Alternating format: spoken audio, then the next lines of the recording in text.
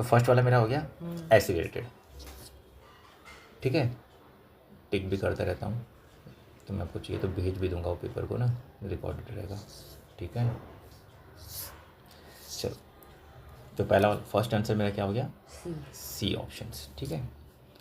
Next option देखो तुम, the electron volt is equal to how many joules, electron volt is equal to हाँ 1.6 10⁻⁹ joule, ठीक है, B one option, okay. Next, अब यहाँ पे देख क्या दिया है, which of the following is a correct. अब इसमें हमारे पास कौन कौन सी रेज हैं, पहले इसको जूम कर लेते हैं, रेज अच्छे से दिखाई दे। लैम्बडा ब्लू कलर का, येलो कलर का, ग्रीन, पहले तो आप विबग्योर बना लो। विबग्योर में हम पहले यहाँ पे देखो, विबग्योर के हिसाब से वी आई, ये मेरा विबग्योर हो गया। विबग्योर के हिसाब से वेवलेंथ सबसे अधिकतर जो वेवलेंथ होता है लैम्बडा का, इसका सबसे ज़्यादा है, सबसे ज़्यादा है, तो उस हिसाब से एडजस्ट कर लेते हैं। सबसे ज़्यादा यहाँ पे क्या दिख रहा है मेरे को, यहाँ पे इस तरफ ज़्यादा है, तो यहाँ पे सबसे ज़्यादा येलो ग्रीन ऑरेंज, तो येलो दिख रहा है, ठीक है ना। तो येलो के बाद फिर ग्रीन, येलो के बाद ग्रीन, येलो के बाद ग्रीन कौन सा, ये फिर ब्लू, तो बी वाला ऑप्शन। समझ में आया बेटा, इस तरह से आप बना लोगे तो आपको क्लियर रहेगा उस चीज़ के लिए, ठीक है। चलो नेक्स्ट पे देख, नेक्स्ट क्या दिया है, physical quantity power mathematical is a product of, power is equal to क्या है, वी एन आई, ठीक है। Power is equal to force into, okay, force into velocity, okay. Power is equal to आपका force into velocity, force and displacement तो मेरा work होता है, and rate of doing work is set to be power, तो force into time भी आपका नहीं रहेगा, फोर्स इनटू एक्सीलरेशन, क्योंकि देख मेरा क्या होता है कि force into power is equal to rate of doing work upon time, तो वर्क अपॉन टाइम में क्या होता है, force into displacement upon time, ठीक है, and displacement upon time is set to be velocity, तो force into velocity, A option correct है। Understood, पक्का। चलूँ आगे, चल नेक्स्ट देखते हैं, समझ में आ रहा है कि नहीं आ रहा है, बस हूँ करते जा रही है, समझ में आ रहा है। देख next,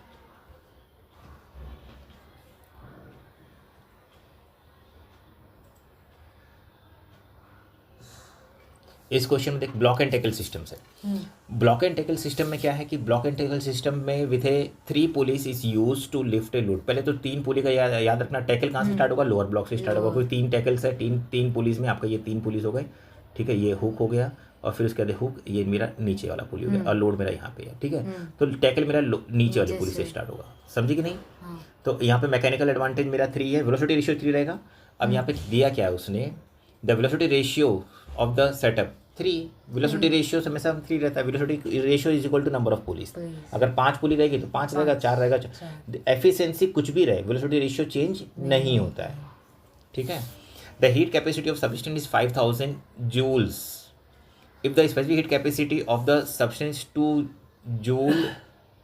joule gram per calorie, the mass of the substance क्या रहेगा। देख हीट कैपेसिटी ऑफ सब्सटेंस दिया हुआ है, specific heat capacity of substance दिया था, हमारा एक फॉर्मूला था, कौन डिपेंडेंट है मास पे, हीट कैपेसिटी की specific heat capacity, specific heat capacity is dependent upon mass और इंडिपेंडेंट ऑफ मास, इंडिपेंडेंट, क्योंकि specific heat capacity unit mass पे डिपेंड है ना बेटा। What is the specific heat capacity, the heat rises in particular substance by 1 degree Celsius of unit mass substance, that is specific heat capacity. अगर वो unit mass है तो मास पे कैसे डिपेंड हुआ, मतलब उसका तो 1 किलोग्राम मास पे मेरी कितनी हीट राइज हो रही है, particular is set to be 1 gram अगर राइज हो रही है set to be specific heat, ठीक है ना। हीट कैपेसिटी मेरी मास पे डिपेंड है, क्योंकि मास इंक्रीज होगा तो हीट कैपेसिटी इंक्रीज होगी। 1 लीटर पानी लिया मेरे को बॉईल करने में 100 डिग्री सेल्सियस में, अगर मान लीजिए मेरे पास 10 मिनट जा रहा है, तो 2 लीटर पानी में ज़्यादा टाइम जाएगा, 3 लीटर पानी में और ज़्यादा टाइम जाएगा, क्यों, क्योंकि मेरी मास बढ़ रही है, तो उसमें अमाउंट ऑफ हीट मेरे को ज़्यादा लग रहा है कि नहीं लग रहा है, तो heat capacity will increase, yes, when your mass is increases, तो डिपेंड अपॉन मास कौन है, हीट कैपेसिटी, समझी कि नहीं। अब यहाँ से अगर उसमें से मास निकाल दिया जाए, अब देख मेरा M C delta T, Q is equal to क्या होता है, एम सी डेल्टा टी, ठीक है, Q upon delta T is set to be is set to be heat capacity, capacity Q upon delta T is set to be heat heat capacity. ठीक है, तो heat capacity मतलब कि सी क्या रहेगा मेरा, C is equal to C dash upon, मतलब कि हीट कैपेसिटी से अगर मैं एम डिवाइड कर दूँ, मास से डिवाइड कर दूँ हीट कैपेसिटी को, तो मुझे क्या मिल जाएगा, स्पेसिफिक हीट कैपेसिटी। ठीक है, तो हीट कैपेसिटी 5000 है, तो मास ऑफ द सब्सटेंस निकालना है, तो मुझे यहाँ पे मास निकालने के लिए क्या डिवाइड करना होगा, हीट कैपेसिटी को तो 2 से डिवाइड कर दो इसको, 5000 को कितना आ जाएगा 2500 ग्राम। समझ में आया बेटा एक कॉन्सेप्ट कि नहीं, क्लियर रहेगा, याद रहेगा, C is equal to C dash divide by M. Yes, चलिए नेक्स्ट पार्ट पे। हाँ सर।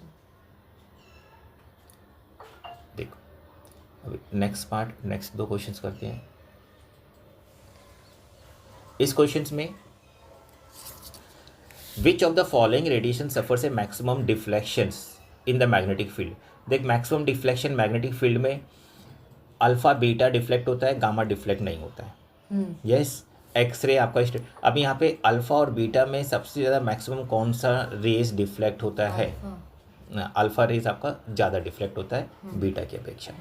ठीक है, बट डिफ्लेक्ट पे दोनों रेज होते हैं। ठीक है, इलेक्ट्रिक फील्ड में, मैग्नेटिक फील्ड में।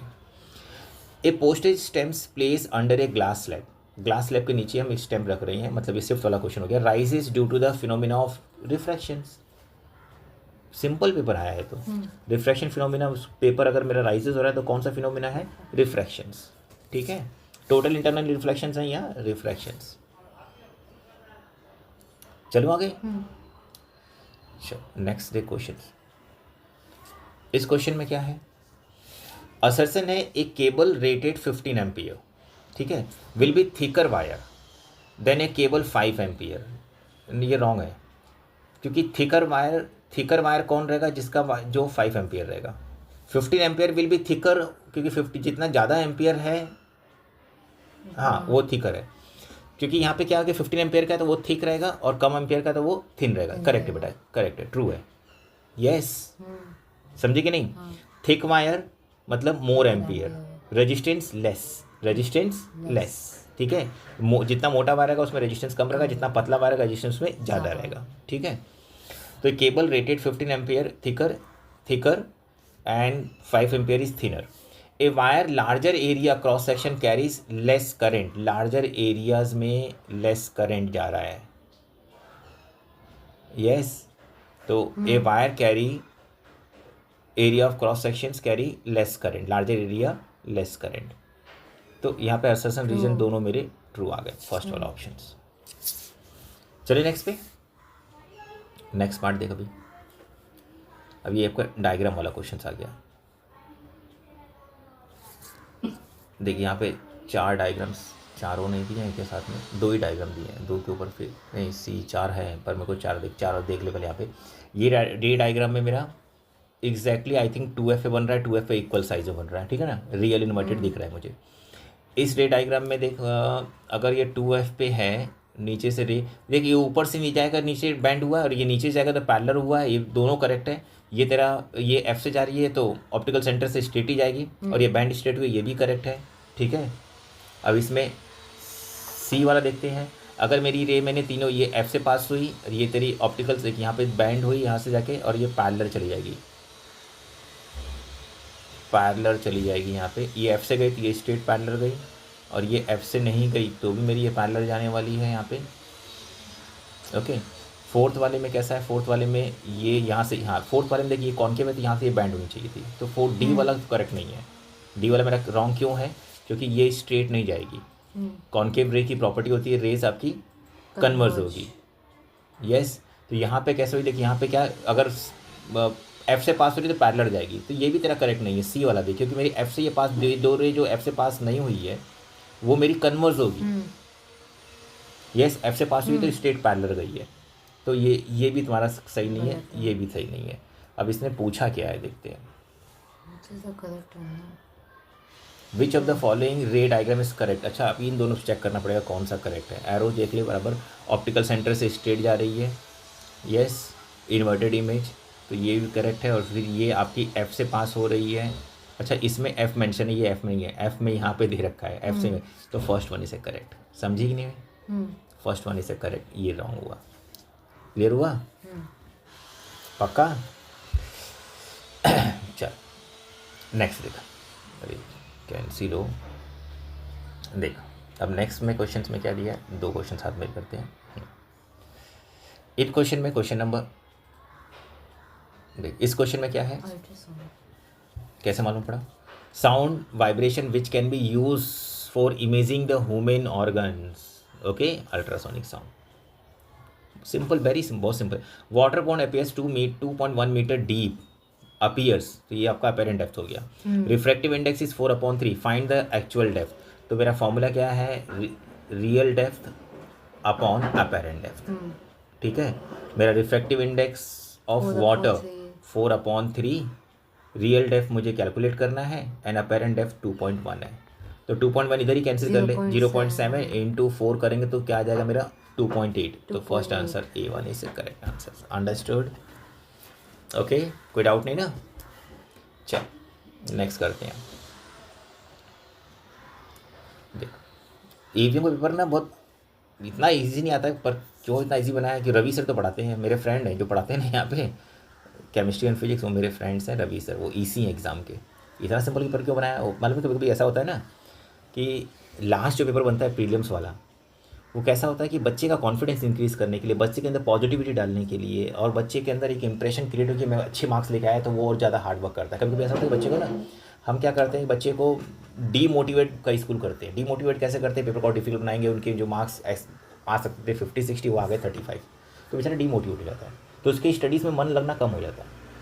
और आपका लास्ट प्रीलिम पेपर अगर आप ईजी बनाते हो, अच्छा बनाते हो, तो उससे क्या होता है ना कि उससे बच्चे को एक मोटिवेशन प्रोवाइड होता है, और वो मोटिवेशन बच्चे को स्टडीज़ में हेल्प करता है, जिससे उसके मार्क्स और इंक्रीज़ होते हैं। तो ये बहुत अच्छा, क्योंकि ये मैं देखो, हम लोग एक फ्रेंड्स हैं, और मैंने हम लोग मालूम है जैसे जैसे जो ये सर है ना, 2002 से लेके 2012 तक हम एक ही क्लासेस में पढ़ाते थे। ये एवीएम के सर हैं जिन्होंने पेपर बनाया है, और उसके बाद भी अभी हमारी फ्रेंड्स, उसके बाद फिर मैंने साथ में क्लासेस भी चालू किया था, वो तो कोविड में बंद करना पड़ गया, फिर उसके बाद हम लोग चालू नहीं किए।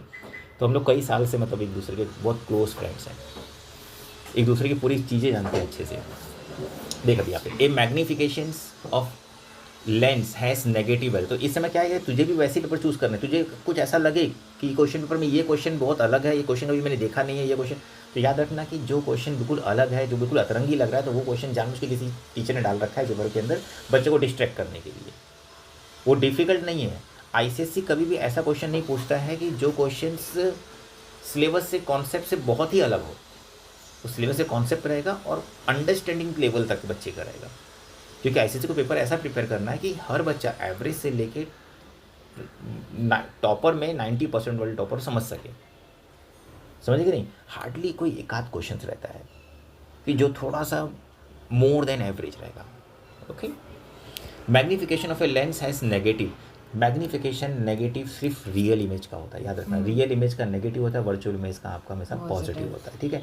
अब रियल इमेज का नेगेटिव होता है और the image is virtual erect real inverted, तो रियल इन्वर्टेड आपका नेगेटिव इमेज, ठीक है। इक्विवेलेंट रजिस्टर, अभी इसका इक्विवेलेंट रजिस्टर में कैलकुलेट करना है। देख कैसे कैलकुलेट होगा, यहाँ पे ये 2 ओम्स सारे 2 ओम्स है ए और बी के बीच में, तो ये जो 3 है, ये 3 आपके कैसे हैं, ये 3 आपके सीरीज में है, 2 2 2 2 1 अपॉन ये 6 हो गया, तो मतलब मेरा 1/r is equal to 1/6 plus 1/2। समझ में बेटा आया ये 3 6 पैरेलल हो गए, ये 6 हो गए, ये सीरीज हो गया, और ये तुम्हारा सीरीज, तो 2 पैरेलल में हो गए ना, ये 6 हो गया और ये 2 हो गया, ये दोनों आपस में पैरेलल हो गए, तो 1/6 plus 1/2 equal to 1/r।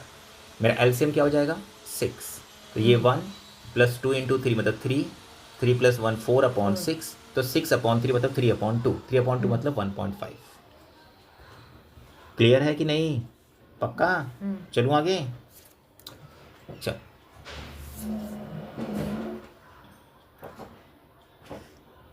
A copper conductor पावेटेड eight ए, देख अब मैग्नेटिक फील्ड में यहाँ पे ए पे पावेटेड है, place between the 2 poles strong magnet showing the diagram and the direction of current is shown by the, देख अभी यहाँ पे डायरेक्शन ऑफ करंट मेरा डाउनवर्ड है। अब राइट हैंड रूल्स के हिसाब से अगर मैं राइट हैंड रूल पकड़ता हूँ और डाउनवर्ड है, तो मेरा कर्ल फिंगर कैसा हो जाएगा, कर्ल फिंगर मेरा तुम्हारा आपका क्लॉकवाइज डायरेक्शन, ठीक है, ऐसे डायरेक्शन में जाएगा, क्लॉकवाइज डायरेक्शन में जाएगा, तो मतलब कौन सा पोल जनरेट हो रहा है, साउथ पोल जनरेट हो रहा है, यस तो अब इसमें यही पूछेगा उसके अंदर साउथ पोल की रिपल कौन सा हो रहा है, अट्रैक्ट कौन सा हो रहा है। नॉर्थ मैग्नेट आपका अट्रैक्ट होगा और साउथ पोल आपका रिपल्स होगा, यही पूछेगा क्वेश्चन। क्वेश्चन देखते हैं क्या है इसमें।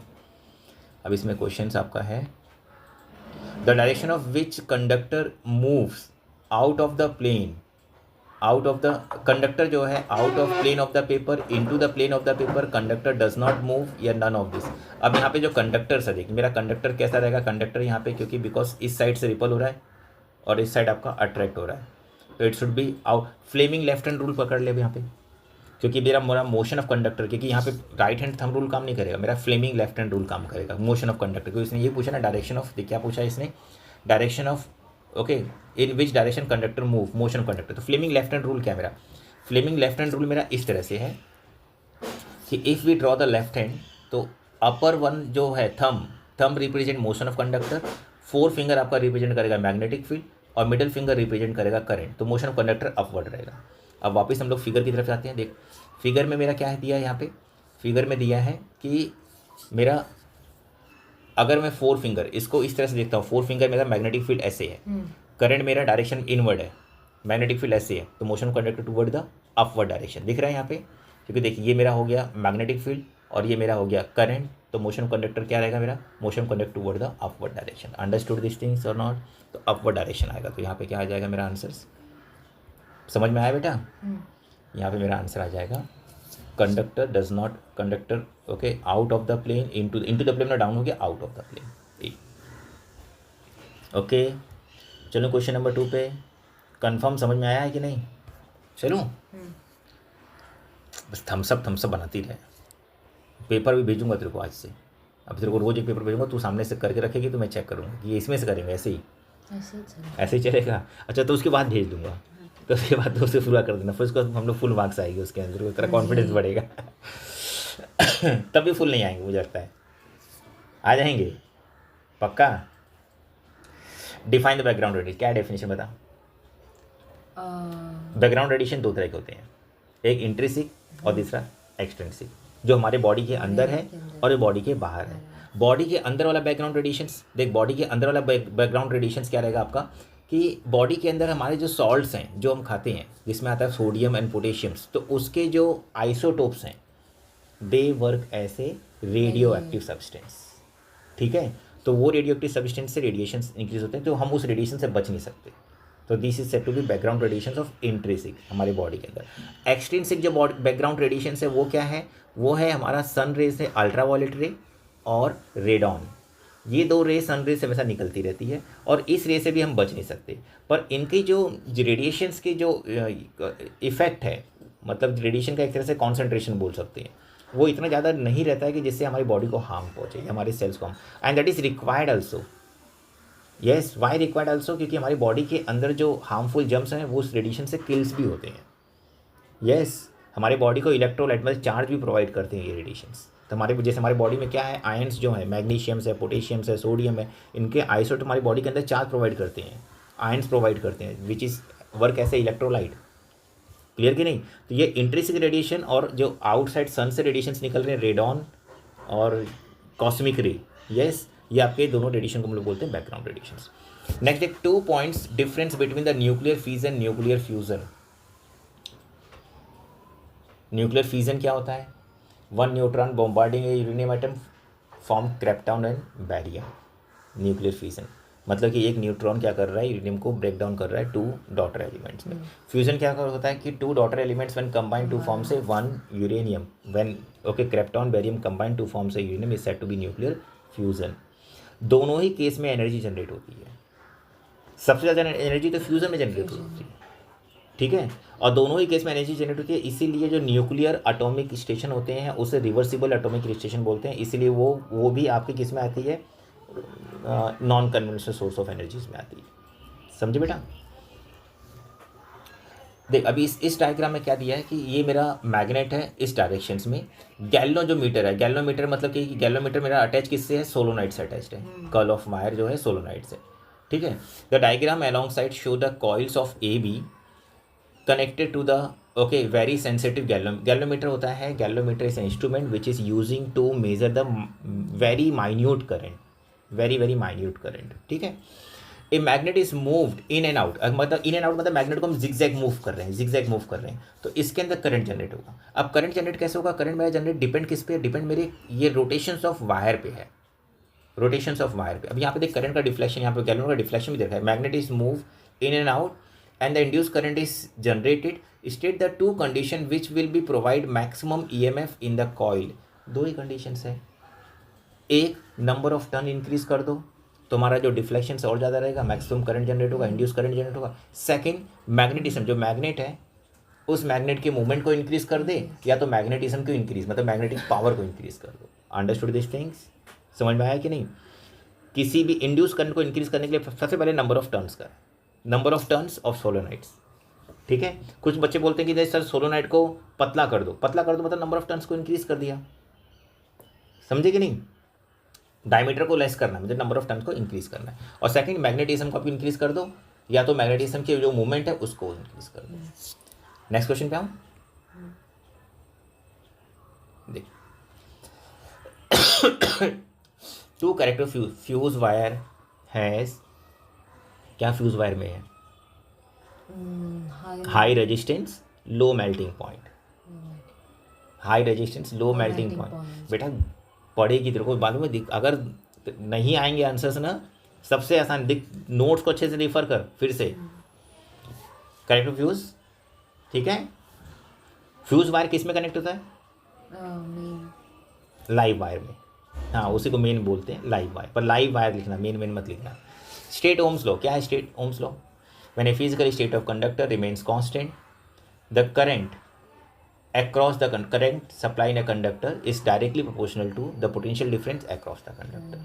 ठीक है, क्योंकि स्टेटमेंट में ना current directly proportional to V है, और जब फॉर्मूला लिखते हैं तो वी प्रोपोर्शनल टू आई लिखते हैं। ये चीज नोट रखना। When a physical state of conductor remains constant, what is the meaning of physical state of conductor remains constant?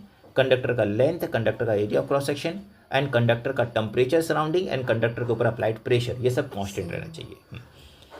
Ohm's law में ओमिक क्या है? Straight line, straight graph V versus I. Non ohmic क्या है? Curve graph. समझे बेटा? It is necessary to verify a current value justify, it is necessary to verify it at a low current value justify.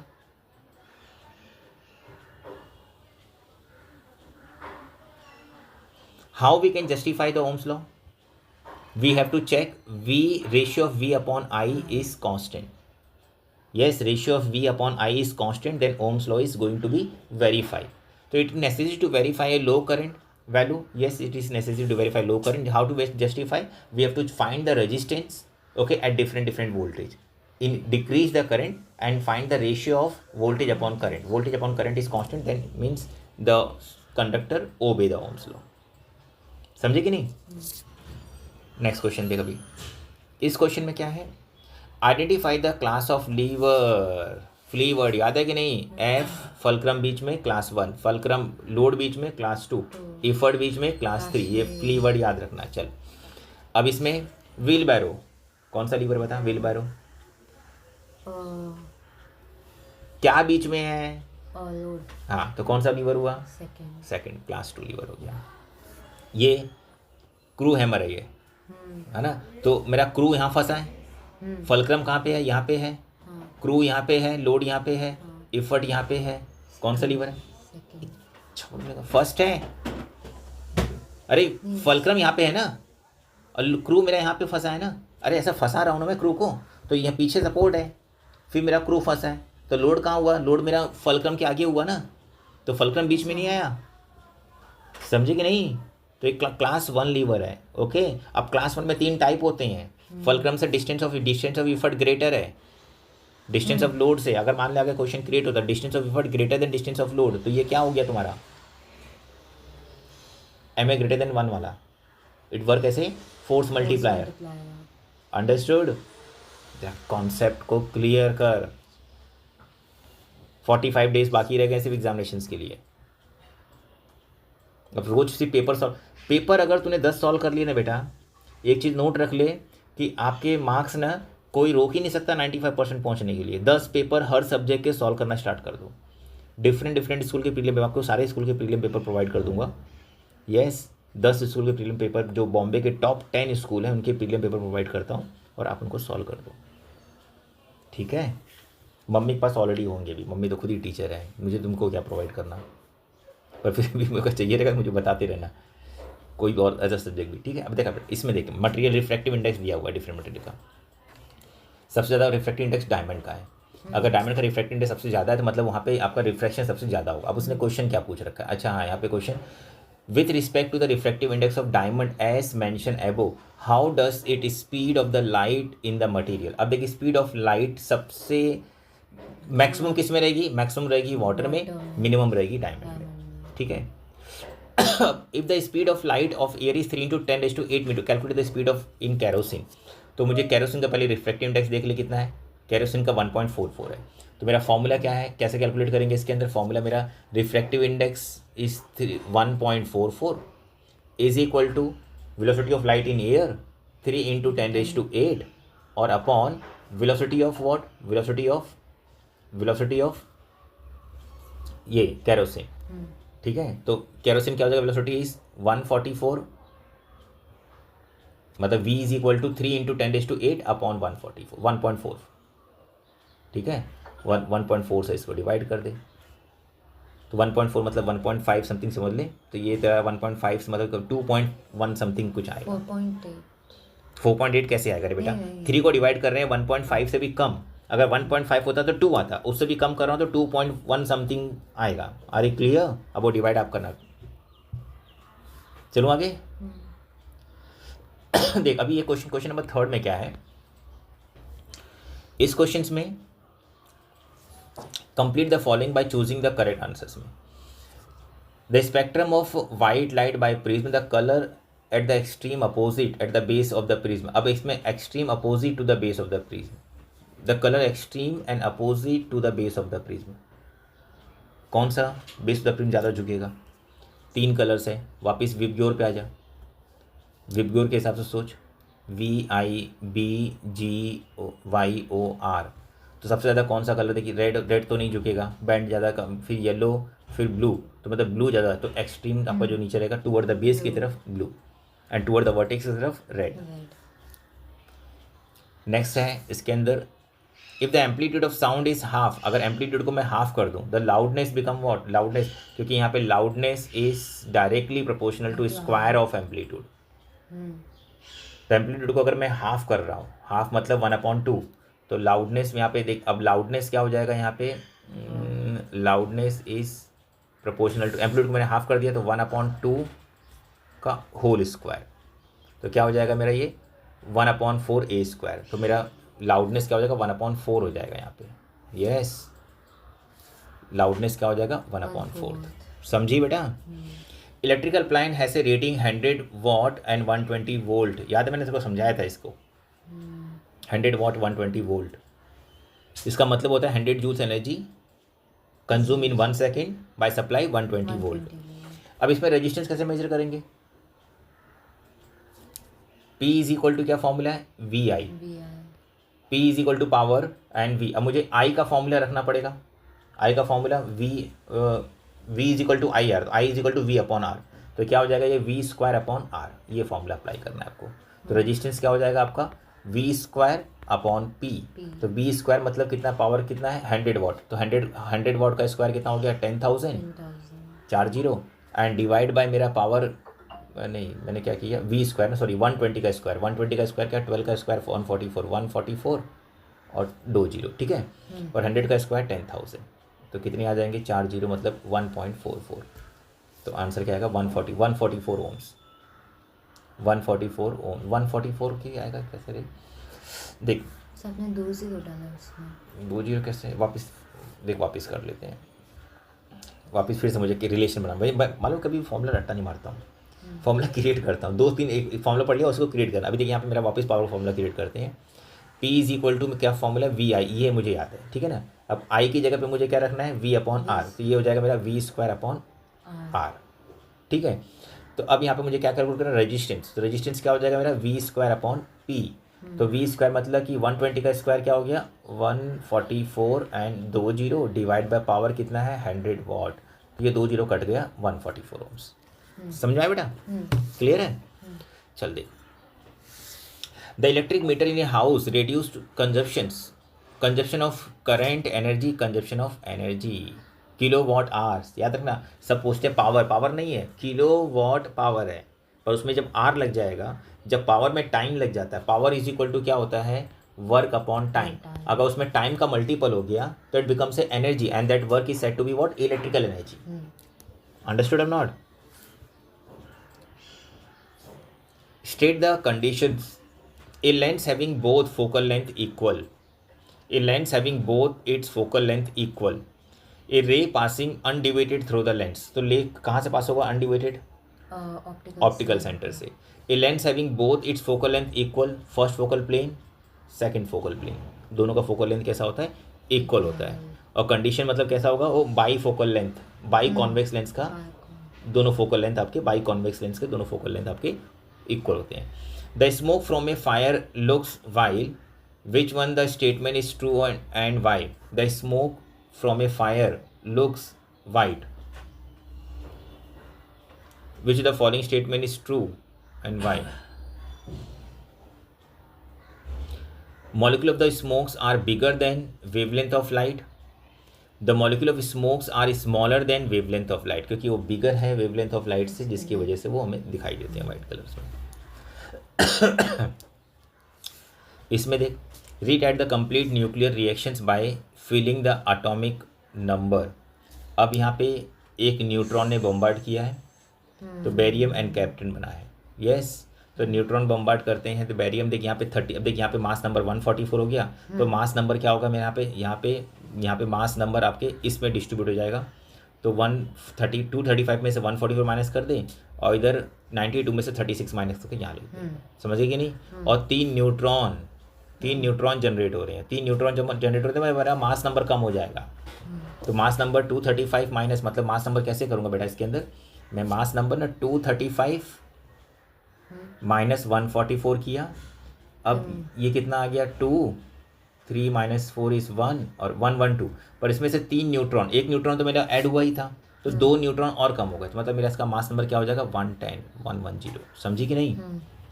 क्योंकि 2 neutron और निकल गए ना उसमें से जो आगे हिट करने वाले हैं। ओके, अब इसमें पर मास, अभी प्रोटॉन मेरे ये चेंज नहीं होंगे, ये तेरा 92 है तो 92 माइनस यहाँ पे 92 माइनस 36 कर ले, तो ये तेरा 12 माइनस 6 इज 6, 8 माइनस 3 56, तो ये आ जाएगा तेरा बेरियम 56। समझ गए बेटा? तो आपका सेक्शन ये कंप्लीट हो गया है। यस, देख सेक्शन बी।